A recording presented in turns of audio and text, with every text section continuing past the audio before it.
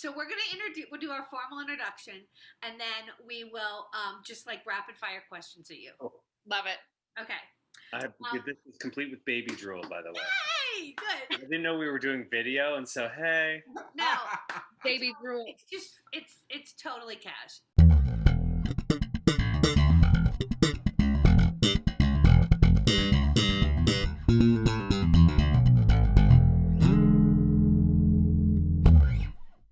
So, hi everybody, I'm Chris. And I'm Paul. Welcome to Chris and Paul Time. We are super, super excited to introduce two amazingly talented people with an insane list of credits that, as we introduce them, this is like this much of what they've accomplished in their lifetime. So we're going to rapid fire some amazing accomplishments that they've done. The first one is Kirsten Scott. She is actually originally from the Pittsburgh area. And Yep. Matthew Scott, and who's from New Jersey. Yep. They met at CMU. And they are amazingly talented actors. I'm going to let you know that some of their credits include, for Kirsten, she was in the Broadway production of Big Fish, Follies, the Tour of America in Paris. She is currently on pandemic hiatus from playing the lead in Rock of Ages, playing Sherry. She's also done Hairspray and Jersey Boys, just to name a few. And Matt's credits include Sondheim on Broadway, in American in Paris, Grand Horizons, featuring James Cromwell and Jane Alexander, A Catered Affair, and get this, he's a Jersey boy that was in Jersey Boys on Broadway. They are also both educators, Matthew especially. Matthew's the creative education director for Broadway Dreams, a not-for-profit performing arts organization for young adult students from all socioeconomic backgrounds. But their most important production is one recently. They just produced a beautiful new little boy named Desmond. Desmond! Yay! Yay! Oh my, those cheeks. Jeez. So that's just a little bit about what they've accomplished, and you're going to get to know a little bit about how they got to where they are, and we're going to rapid fire ask them some questions. My first question is, how are you doing? The past 10 minutes was a little strained. We're doing great. This pandemic has been, insane for a lot of people, but we've had the great pleasure of raising a child and having our first child. So in a weird way, it's been this magical journey for us, and it's given us the time to do that, which has been beautiful and wonderful. And it's been like the silver lining. But the last 10 minutes we're like, oh, he's up from his nap. I have to feed him. I have to put a lip on. I have to I was 10 minutes ago, I was topless in our bedroom feeding a child. And I was just like, we're supposed to be on an interview, and it's going really well. So, When you guys were working in New York, did you envision yourself having children? If that's not too personal? Oh, No, we absolutely did. So Kirsten and I met at Carnegie Mellon over 17 years ago, and we've been married for almost 12 years in July. And we've been on a rolling 5-year plan, as how we described it. Yeah. When we first got married, we were like, we'll have kids in 5 years. And then we hit the 5-year mark, and we're like, let's go another 2. And then we hit the 7-year mark. We're like, let's give it another 3 years.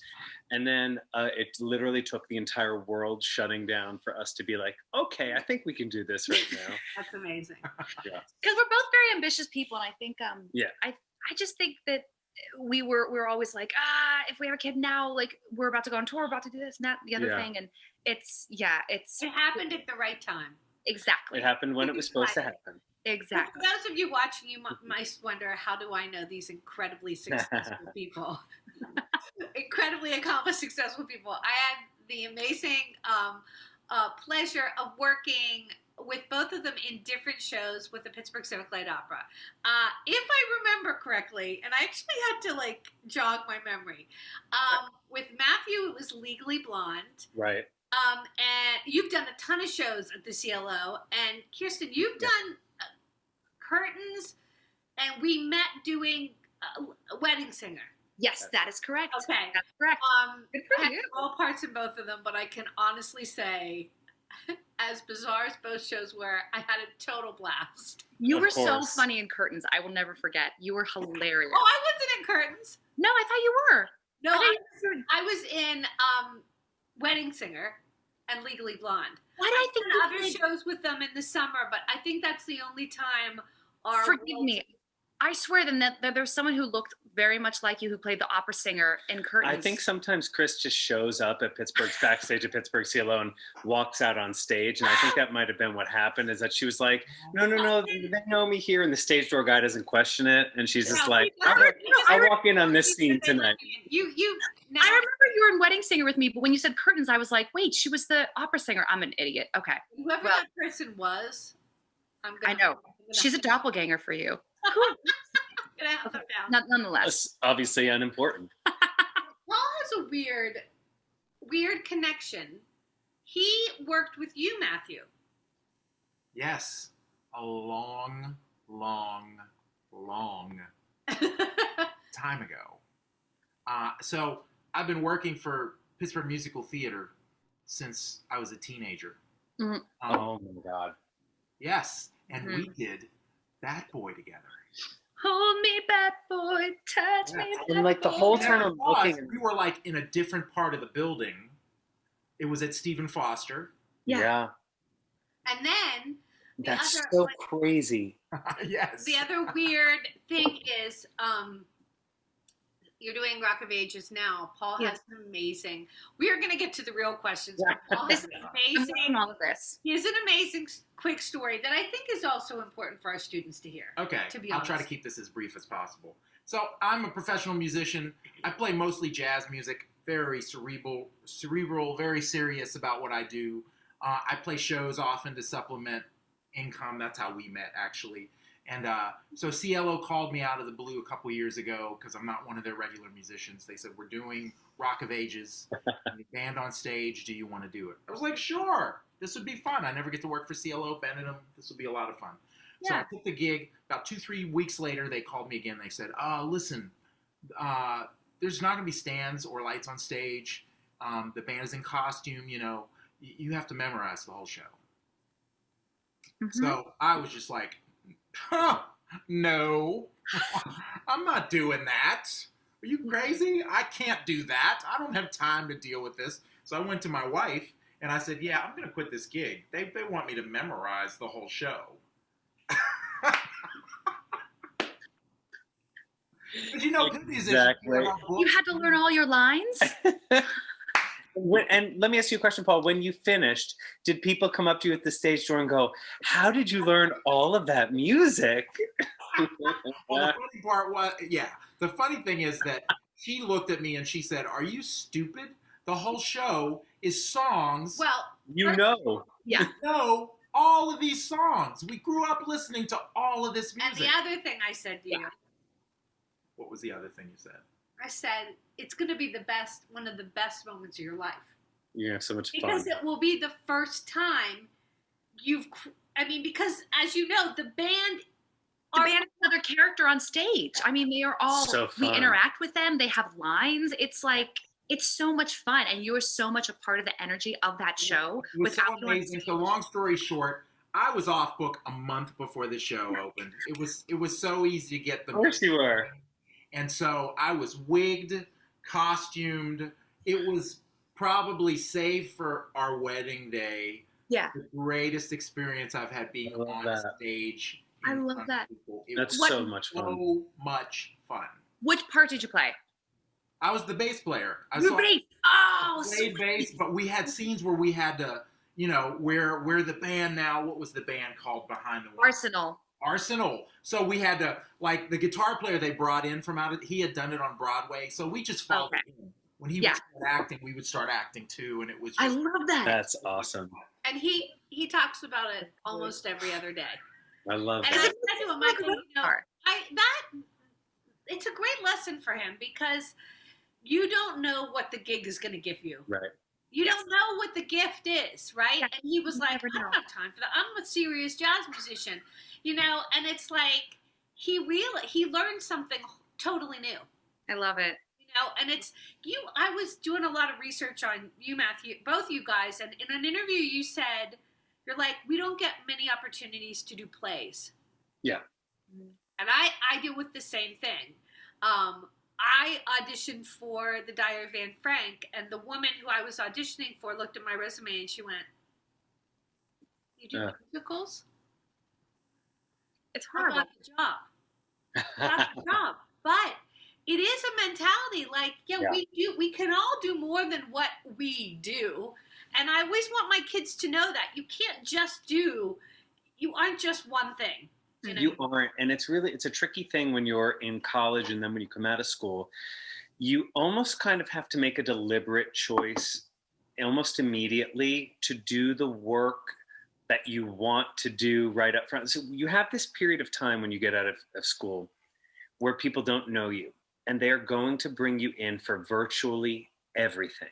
They will, because they want to know you. And some casting directors will give you one shot and be like, "Oh, not my cup of tea." Some will bring you in 4, 5, 6 times, even though you didn't book the job, just because they're like, "I like this person. I'm going to figure it out. I'm going to figure it out what it is they do." And then you get the job on the 7th or 27th time it might be.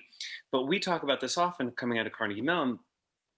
You can make a choice and go to LA. You can make a choice and come to New York. Mm-hmm.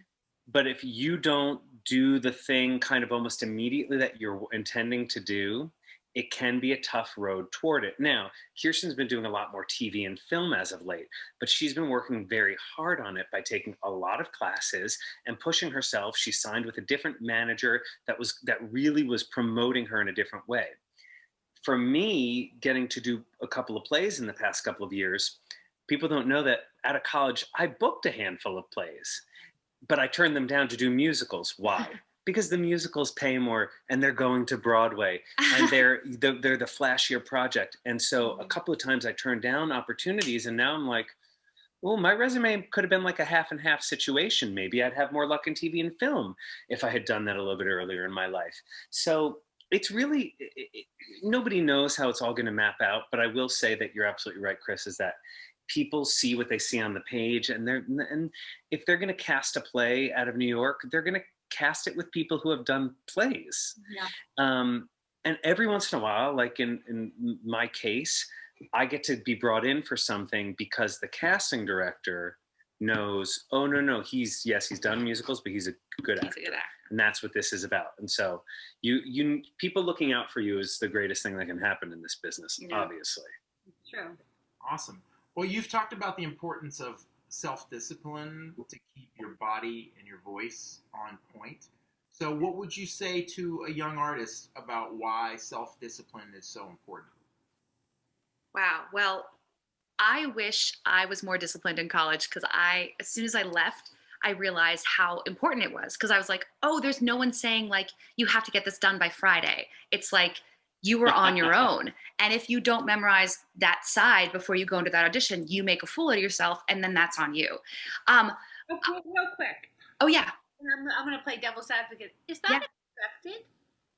Is that expected that when someone gives you a side, you learn it? Yes. Because honestly, yeah, it's all the time. It's like they, in their mind, oh, I'm not being paid, or I'm showing up is enough. And no, well, then you don't get the job. Exactly, because if you're lucky, there's only a handful of other people going in. If you're unlucky, there's 30 or 40 people going in, and they've done their work. Yeah. So for the three of you who are like, I'll wing it. And sometimes you're working a job, you're waiting tables, you're visiting grandma in the hospital, and life is tough, and you don't get to it. But when you have the time to put in, you put the time in, because otherwise it's not going to happen. Especially when you're not doing a show. That whenever I'm doing a show, I'm always in the best shape. I'm always in I'm always auditioning and feeling like great about myself, because you're doing a show every night. So you're in good vocal health. Your muscles are kind of like already firing. Like memorization comes quicker because you're doing something every night. You're working your brain every night. It's like going to the gym. Like you're not going to walk into a gym and pick up 100-pound weight and just hope and just expect to be like, yeah, I'm gonna curl this now. Not after 14 months of not working out. You have to go in there there and like slowly work up to it. So especially when you're not working, that's the time when you need to be like touching on your voice and making sure. So when you go in for that audition, when you get that chance to go in the room, you're not like, I'm so sorry, I haven't sang in 6 months. They're like, we don't care next. We don't care. And also we can tell. Yeah, but it's hard. During the quarantine, did you keep running your show? I tried, especially like choreography. And it got to a certain point that I was like, you know what? No matter what, we're going to have to, this might sound lazy, but we're going to have a rehearsal process. So I was like, you know what? I'm going to let this go. But we had some friends up last weekend and we put on, they were like just listening to 80s music, and Don't Stop Believing, our finale came on. And I was like, oh gosh, I don't remember this. Okay, cool. It's been a year. Yep. And but there was a time when I was thinking that we were going to go back quickly. But then once it was like, probably not for 6 months, I kind of let it go. Yeah. Because I was sort of the same way. I had booked a job I was supposed to do. Well, it would have been in August. And I had just closed another show, and I started learning my lines, and I kept learning my lines, and then I was like, okay. Yeah. It is a balance of like keeping your mental and your instrument healthy, but also knowing that this was a sort of a time to let your body, not let your whole self refresh. Yeah. It was kind of a lovely reset. Yeah. I mean, it was, the world hit the pause button, and I think equal parts obligation to yourself to let go and do nothing, as much as it was to learn something new, learn a new skill, or spend more time with family, or write that play that you've always talked about writing, or learn the piano, like whatever it is. Great. If you were somebody who picked up 3 languages in quarantine. I know. Also, really? Yeah, I'm seriously. Yeah. I was like, what do you think is the hardest part about being an actor for both of you? And you can get real. You can be I think the reality of it is that it is always unpredictable. It's, even when you're in a job, you don't know how long that's going to last. You don't really know where the next paycheck's coming from. When you have a little money, you're like, I have money, but you also need to be thinking toward this 6 months in the future when you're not going to have that money no more. And and no matter how successful you get, it's honestly never feels like enough. I think actors are always like, yeah, but what about the next thing? Even when you're in a show, you're like, what's my next show? Now, coming back after the pandemic, I'm going to be probably perfectly content to sit in something for a little while. But when you're in a show, because you're an actor and because you have ambitions and because you want to play multiple characters and experience all sorts of things and work in TV and do stuff like that, you're always going to be looking for opportunity.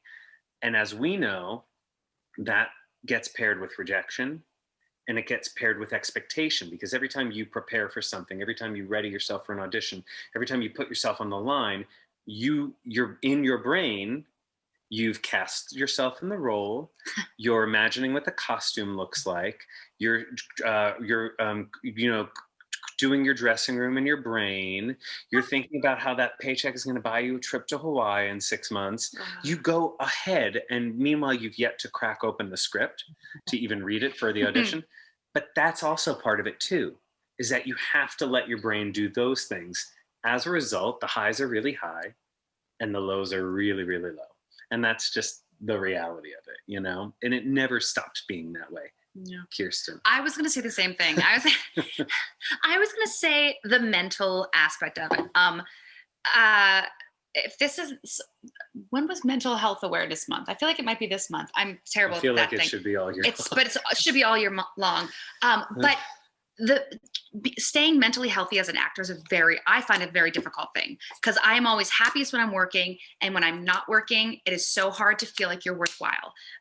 Just like little things, like you pass someone on the street and they're like going to their show and they're like, what are you doing? And you're like, nothing. And it's the reality that all of us face. And we know that, like, I never look down on my friends when they're not working, and they don't look down on me, but there's something about me that like when I'm not working, I feel like I'm useless. And I'm like, I'm not putting money in the bank. I'm not like doing the thing I set out to do. And it's really hard for me. I have to stay like positive. I have to stay mentally fit. Yeah. And I have to find things in the downtime to make myself feel fulfilled as a human being, and know that when that show comes along, I will be very, very grateful for it, but know that that's not the only thing that makes me me.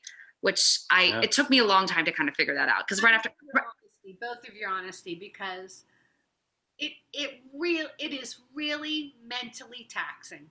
It's exhausting. Yeah. Exhausting, and I love your honesty, and I love how you said that even when you're successful, you still have that feeling. Yeah. Oh, yeah. There are two things I want to reference. One, first of all, here's a fun exercise. Next time somebody says to you, "What are you up to?" and you know what they mean, or like, "What have you been doing?" Be like, "I just had the most delicious burrito, and I took a walk through Central Park." And, "Oh, what were you talking about?" Because it puts it back on them of like, "Do you want me to ask you what you're doing?" Like, I don't care. My life, I've done many things. But two things I want to reference. One, there's a great article in the New York Times a handful of years back with Mandy Patinkin, who for a period of his career was a notoriously difficult character to be around, but has obviously experienced a lot of success in every arena of his life. He talks about why he was so difficult early on in his career. It's because the pressure from his family, it was always like, "Mandy, what are you doing?" And he'd be like, "Well, I just won a Tony Award." And they're like, "What? No television work?"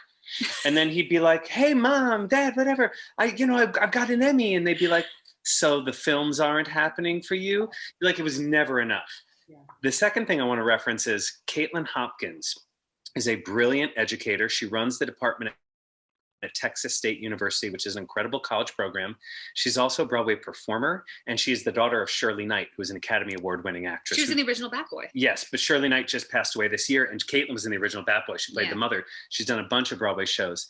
Caitlin has a TED Talk online, and you can find it. It's on mental health. Caitlin teaches this as a core curriculum at her program at Texas State University. It's one of the only programs where she actually embeds it into the core. She's brilliant when it comes to dealing with mental health and being an actor. And that TED Talk is online and anybody can watch it. So Caitlin Hopkins. So much for that. That we will put that in. Yeah, no, we'll hyperlink it in the video. Yes. Yeah. That's amazing. Oh wow. Yeah. What do you want to ask them? So we've spoken to people who went to Carnegie Mellon. We know how great that program is, how prestigious it is. What didn't you learn about the business that you're in now from school? I was worried for a second that you were going to be like, "We've talked to some people at Carnegie Mellon, and we have some photos here." Matt, could you explain? No. Could you explain this? What didn't we learn? You know what? We didn't learn. I don't think they instill enough of the reality of not being a working actor. I think they produce some really fantastic people who win Oscars and Tonys and Emmys. And, people in my class are like on big hit TV shows and are getting Tony nominations. And then other people are working and just getting by. And other people have left the business. And I really don't think that they prepare you for the reality of like, what if it doesn't go so well when you graduate? What then? Which I really think I wish they would. And like how to, like, here are some classes to look into in New York City. Here are like great things to do, like mental health. Here are some great resources. And which is, I understand because they want to instill in you that you are talented and you're going to go out there and you're going to like forge this amazing path for yourself. But I was lucky enough to book a Broadway show my first year out of college, and I thought that it would be like that the rest of my career. I thought it would be like, I'm just going to hop from this Broadway show to this Broadway show and this Broadway show and this. But then the first time I wasn't working, I was like, I got so down, and I was like, what do I do? I was like grasping at straws. So I wish they would have kind of given us some more resources for that. That's fantastic. That's the most accurate answer to that question. I will also say that I think back upon my time in college and I go, "Oh, I should have done better there. I should have been more focused. I should have paid more attention." And so I now in retrospect think that back when I go, what didn't I learn? I often think I might not have fully been present in the moment to receive what was out there. So Yeah. I agree that is a component that was missing, and is frankly missing from most programs. However, I'm sure it was in there somewhere, and maybe I was just real tired that morning. But Yeah. like, it's entirely possible that, when you're in college, it's exhausting, and you're 20 years old and you're balancing 99 things, and you just broke up with your boyfriend or girlfriend, and you're 600 miles from home, or worse yet, you're 15 minutes from home. And, Yep. And all of that comes into play. And it's like, it's only natural that some kids flounder and some kids thrive. And it's pretty much a microcosm for like probably how they're going to do down the road. But you also want to have some grace and know that people change and people become adults later in life than some do. Like, not everybody's meant to be an adult at 18 and be really good at living on their own. It takes time for some people. And as a result, you learn things later in life, or you finally process something that was given to you or dropped in 10 years early, and you're walking down the street and you're like, yes, now I understand. In the same way that our parents would say to us, you'll never know what it's like until you're a parent. And you're like, my God, shut up. And then you're like, I can't wait to tell Desmond that he will never understand what it's like. No. So true. You kind of answered one of my questions, which is the financial reality of being an artist, being an actor, or, Or musician, yeah. you don't know what's ahead, and that you do have to plan ahead. So you kind of already answered that. But I want to ask you about having things in your back pocket. We always talk to our students about being overly prepared. Mm-hmm. Yeah. And that is a reality that doesn't seem to quite hit home with what that means. What that means to like, I have that in my back pocket. Like, can you maybe talk about, maybe you've had an experience where your preparation has kind of saved you or made you stand apart? I'm trying to think. Well, I'll cite something most recently, and it's not exactly what you're asking, but it's similar. A handful of years ago, I decided that I had said no way too many times early on in my career. And Kirsten is a yes person, in the sense that if an audition comes along, she's like, yeah, I'll audition for that. And I'm like, no, I'm not interested. No, I don't want to go on tour. No, I don't want to do Rock of Ages. I have to learn all that music. Yeah. I've never heard Don't Stop Believing. I'm confused. And so you become like, I want to do it my way. But she's always like, I'm going to try everything. I'm going to try everything. And so a couple of years ago, I decided, I was like, I'm just going to start saying yes, even if it scares me. And I don't do it consistently, but it has opened up newer doors. Most recently, Kirsten and I shot a commercial in Pittsburgh, Pennsylvania for the Pennsylvania State Lottery. And we received the audition, and on the callback, they said, do you ride a tandem bike? And we looked them square in the camera and said, yes. And then we went to the point and rented a tandem bike, and it almost ended our marriage. But the bottom line is, we taught ourselves to ride that damn tandem bike. So when we showed up on set, we were like, boom. Yeah. So it's not exactly what you asked, but in that vein. It is exactly what I asked, which is, you put it in your back pocket. You put it, and now it's on that resume. Yeah. And I hope no one ever asks me to ride a tandem bike again. How about you, Kirsten? Can you think of any time where I'm trying to think of, I'm like, there's got to be something that, like, I feel like I have a story. It's one of those things I'm like, I have my baby brain right now, and I'm like, I feel like there's some, well, I won't, it's not that I have it in my back pocket, but I will say this. I did Big Fish, which didn't last very long on Broadway, but like, it was this beautiful little show that I did that was directed and choreographed by Susan Stroman, who did, the producers and Young Frankenstein. She's phenomenal. She's a genius. And I will say, working with her, having the word yes in your back pocket opens a myriad of doors. And I remember when I booked Big Fish, I was up for this little part. It was called Jenny Hill, and she had to do it, like, step out and do this beautiful monologue, and play opposite Norbert Leo Butz, and then also be absorbed back into the chorus and do like a tap number and do like all these like Susan Stroman like crazyography. And when it came to that audition, I nailed the singing, I nailed the acting, and then we had a dance call, and I was like, oh no. And I'm not a dancer first. I was a dancer growing up, but like I went to Carnegie Mellon, and it wasn't really like it's not. You move exceptionally well, is what you should say. Well, yes. I move exceptionally well, and having that dance background in my back pocket and being like, you know what? I actually am a dancer. I got to that dance call, and I was actually the only one who could dance out of all the other girls, and I was like, okay, and I booked it. And for Stro, it was being able to hire an actor singer who also could do the chorus girl element that she like so loves. That for me, I got that show because of that. So that was like my little back pocket, which everyone here is all your students are probably already triple threats, but having that like thing that I don't touch upon very much. Well, there is a reality, and this is kind of a dark reality that we're both dealing with, which is this, well, I'll get famous on social media. Boo. Yeah. Boo. But that's another one of the freaking mental things. So a lot of kids think that now. And I will say, like, there are times that I look at my like Instagram and I'm like, oh man, if only I had more followers, I could get in an audition for this thing. And some of my best friends have like millions of thousands of followers, and it is a mental game, and it makes me feel like I'm not worthy.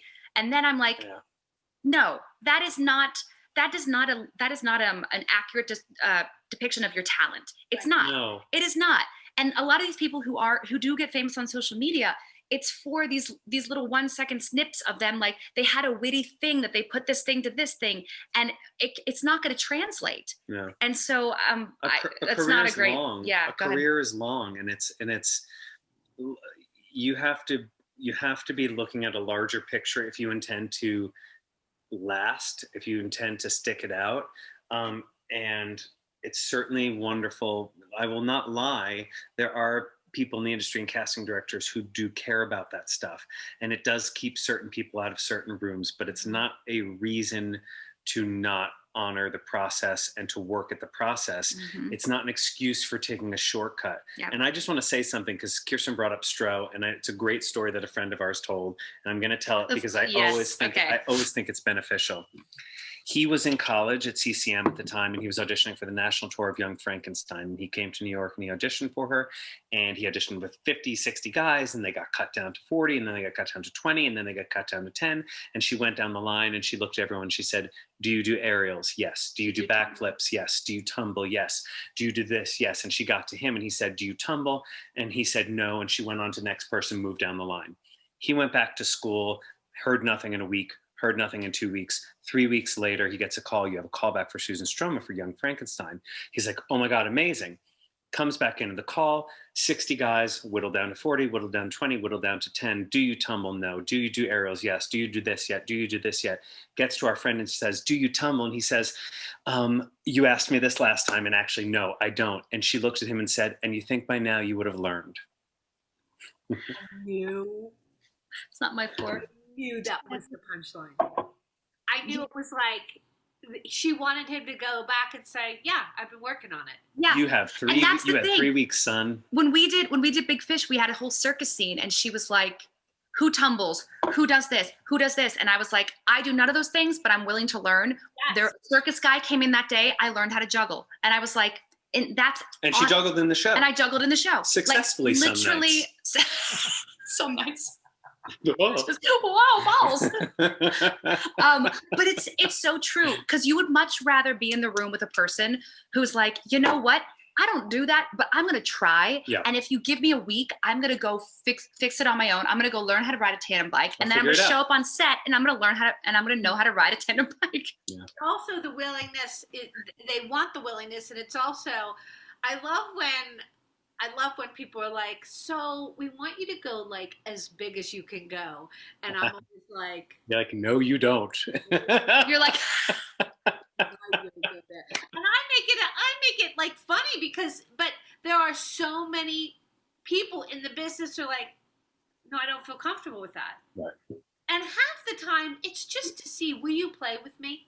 Yes. That's always that's what they want. The reality of the person behind the table is that they don't always know what they're looking for, and they have not planned every moment out. No. It's your job to go in there and give them an idea of what they have to work with, something new that they haven't thought of, a way in which they can register some things differently.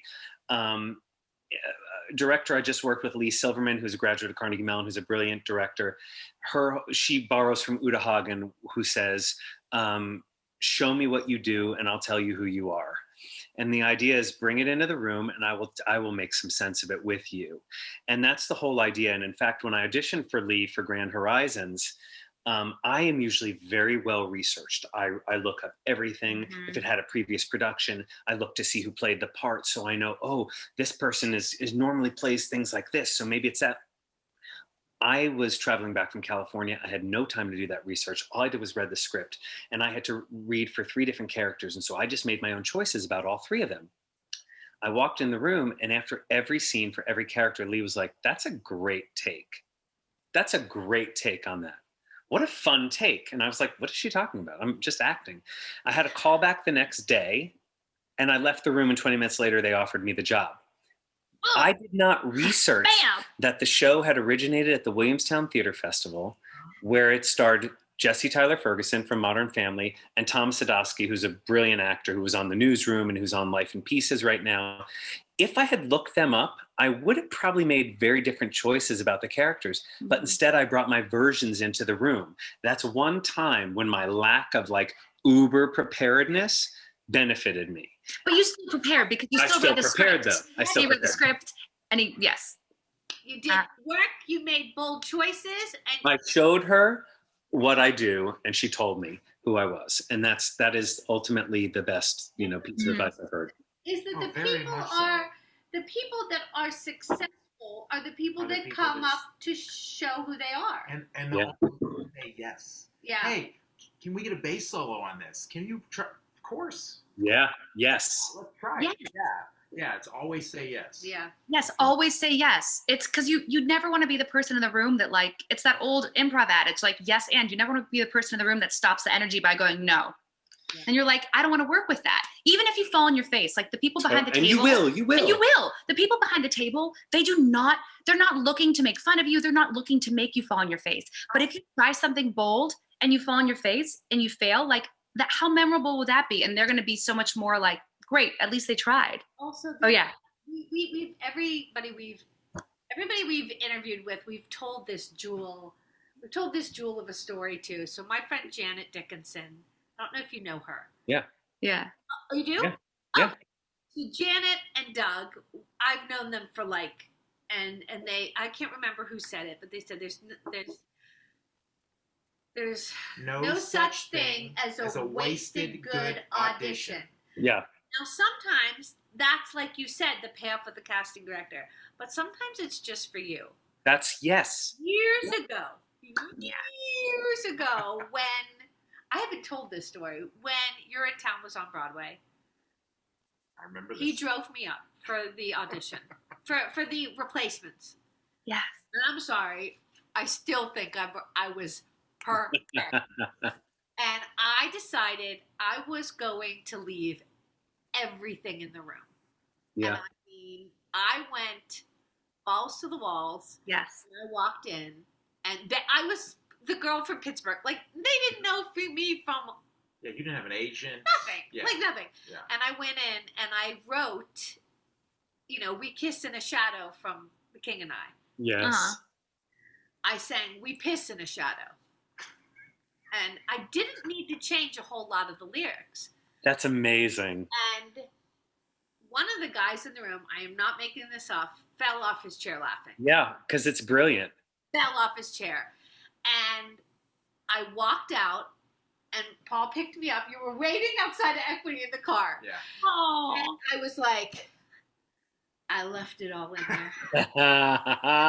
Here if I get the job because I made someone fall off their chair laughing. Yeah, you did. Yeah. Obviously, I was not playing Little Sally, but you know what?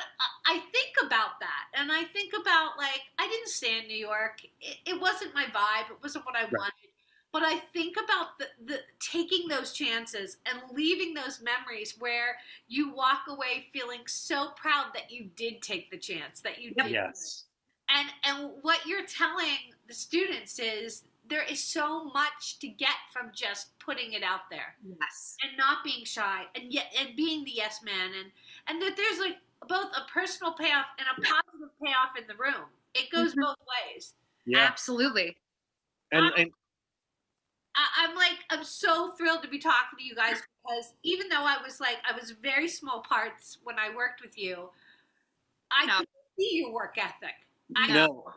A great actor once said, "There are no small parts if Chris is playing them." But I think that's a direct quote.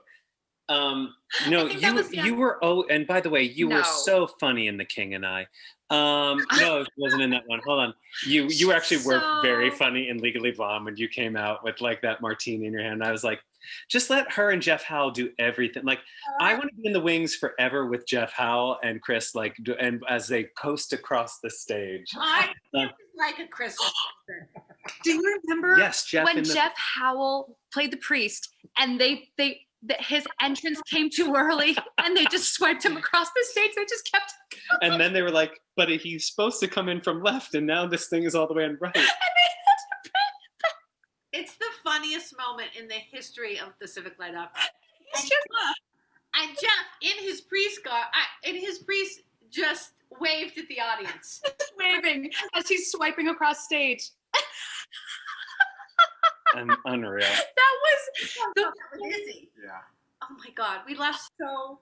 I was dying. I was in the wings, like waiting for an entrance when that happened, and I like almost couldn't go on. I was peeing. And you know, you say that you're like, oh, I only played. No, the moments you get to come and do a show like that, and it's only 2 weeks of your life, it goes by so quickly. But they're kind of more special in a way because you are putting it all out there. Yeah. Because it's not this thing that you're like, oh, when does the New York Times come? You're like, I'm going to Pittsburgh. I'm going to DC. I'm going to go have a blast. And that's the idea. And I want to say, tagging on what we're just talking about auditioning, because if this is for your students, this is really important to know when you're talking about putting it all out there. What do you think the thing is that most keeps people from doing just that? It's the fear that they will be exposed. It's the fear that they will fail. And it's the fear that they will let somebody down. Okay, so here's what we're going to do. Ready? Rachel Hoffman, who used to cast from Telescene Company, she's still there, but who used to cast most of Pittsburgh CLO out of New York City, will tell you this. One, when you walk in the room, the creative team is hoping it's you. Yep. Okay? Two, we don't have time to remember your bad auditions. And three, if you're right, you're right. And if you're not, you're not. And the bottom line is you don't have control. So if they say go for it and here's an adjustment, and you're like, you pull a Paul over here, you're like, yeah, I can do that. And then you do this, you go, can I just have a moment? And you turn around, and then while your back is facing them, you can be like, and then you turn around and you're like, I've got it. Because they shouldn't expect that it's going to come instantaneously. And there's nobody who can do that. There's like a handful of people who can do that. The saying yes and taking it in and then saying, I have a process here. May I have a little bit of my time to do that? You're signaling to them that you're up for it, that you have a way inside.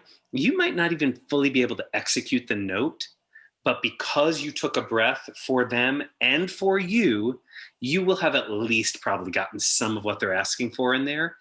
And then if you leave the room and you didn't get the job, there's a handful of factors in there that have nothing to do with you, and you have to know that. And Bryan Cranston, who's obviously a brilliant, brilliant actor, for the longest time was a guy who people were like, who's that guy in the background of that scene? You know, he didn't have his major success until later in life, and he's probably one of the best actors we have. But what he said is, you have one job. You have one job, and your job's to be an actor. Your job's not to book a job. Your job is to walk in the room and create a compelling character and then leave the room. Because you didn't have the job before you walked in the room. So when you leave, nothing has changed. That's great. And that's the truth. That is the truth. You have only that job, which is to do that thing in that moment. So when you drive to New York City and you're like, I'm going in and I'm leaving it on the floor, you did your job. And the reason you feel satisfaction, the reason you feel fulfilled by that story is not because you saw a paycheck for 6 months on Broadway or because you got to play Little Sally. It's because you did your job in the room. That's all it was asked of you. Mm-hmm.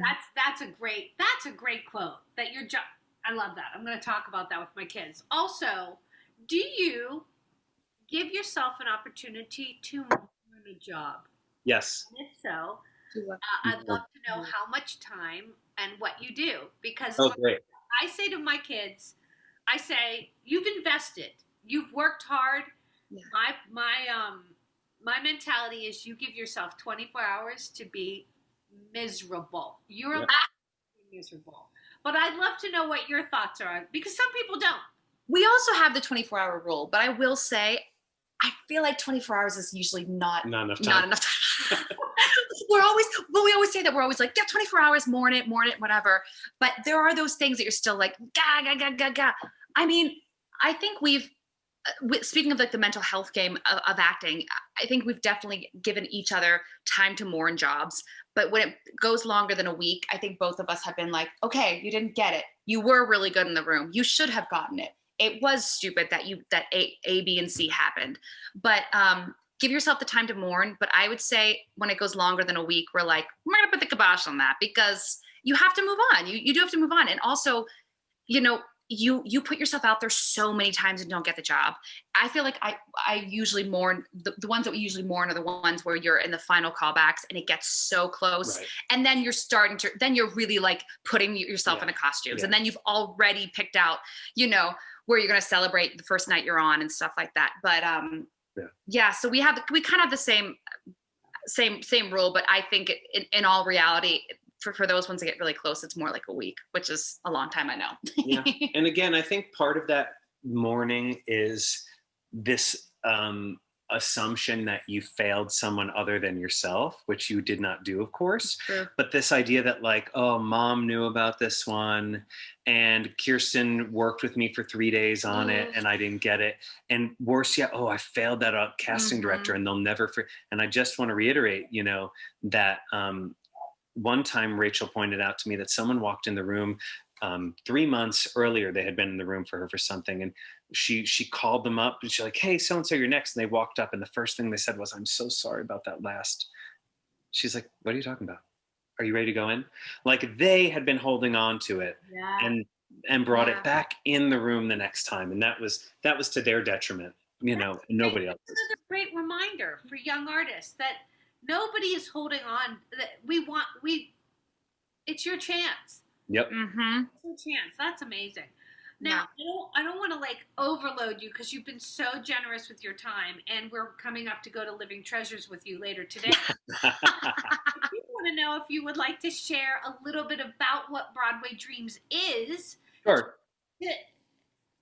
Yeah, thank you. No, so Broadway Dreams is a not-for-profit arts organization which does intensive training, week-longs, in 6 or 7 cities throughout the U.S. We're in a handful of different countries as well. So I've traveled to Russia and I've traveled to New Zealand and Germany but we are normally in person. Last year we pivoted to a virtual format.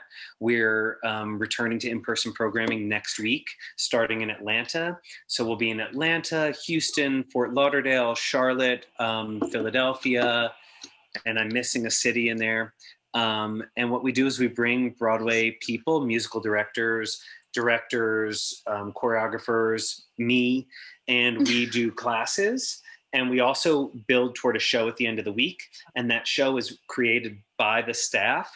And the staff is also in the show with the kids. So for example, the students see me in 3 capacities. They see me as a teacher, they see me as a director, and then they see me on stage beside them. And that's the moment where I really have to put my money where my mouth is, because I've been talking all week long about how they should be doing their work. And now I'm up there and they're like, wow. So that's what we do. But I want to point out one program that's really beneficial, because I don't know how old your kids are in general, but I created a college prep program last year called Zoomifieds. It's entirely online. It's entirely virtual. And if you go to broadwaydreams.org/programs, you can register for Zoomifieds. It's 5 days long. The first 3 days are classes with faculty members from various universities throughout the country. And the entire weekend is mock auditions where you can get into 3 different rooms with one of the 14 programs who are participating. And this year we've got Carnegie Mellon and CCM and Point Park and Texas State and a handful of other programs. And they will give you vital feedback in the room. If you're a rising junior or rising senior, you can do the whole week, including the auditions. And if you're younger than that, you can just take the classes. And so, for example, you go in the room and Catherine Moore from Carnegie Mellon will say, I'd love that song for you. Here are a couple of things I think you could work on. And then 6 months later, when you're auditioning for Carnegie Mellon, Catherine goes, I remember you. And so it's a great opportunity for people to be seen in that way. And that's the thing I'd like to push the most. Sorry, Yay! We were hoping. Somebody just woke up. Want to say hi? Oh my God. No. Desmond. Hi, buddy. It's really hot up here. We don't have AC, so he's being naked baby all day. Oh my God, he's so juicy. He's very juicy. He's He's a very cute. cutie. Oh my gosh. What? Look at those eyes. Oh, So juicy. he's like, I'm shy. I just woke up. I just woke up, you guys. Oh. Anyways, so yes, he is 3 months. 3 months. Wow. Yeah. Oh my God. Right, buddy?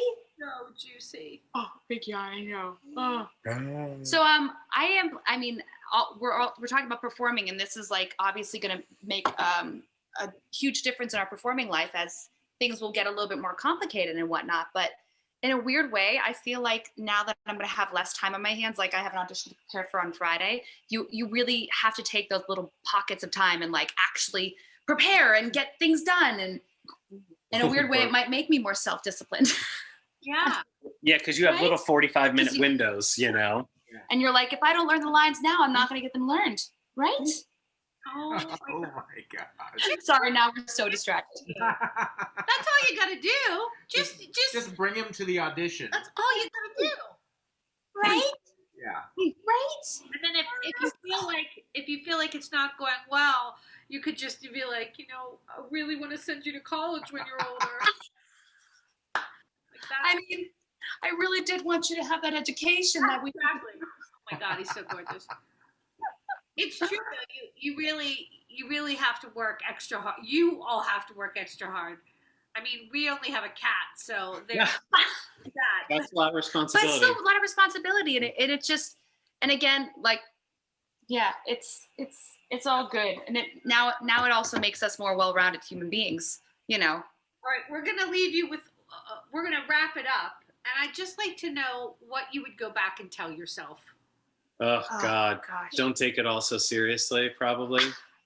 That's great advice. And, oh, gosh. I was going to say, actually, it takes some of the things in college more seriously. Because in a weird way, like Matt was saying, I was 20-something, and I remember there were so many, like, lessons that I was like, that just kind of went over my head or, like, didn't quite hit. And so I was so afraid to fail in college. I didn't put my whole self into a lot of the things I did because I was still looking. I was like, I just want to get that A. And it's not about getting an A. It's not about being perfect. It's about putting the work out there and knowing that failure is part of the equation.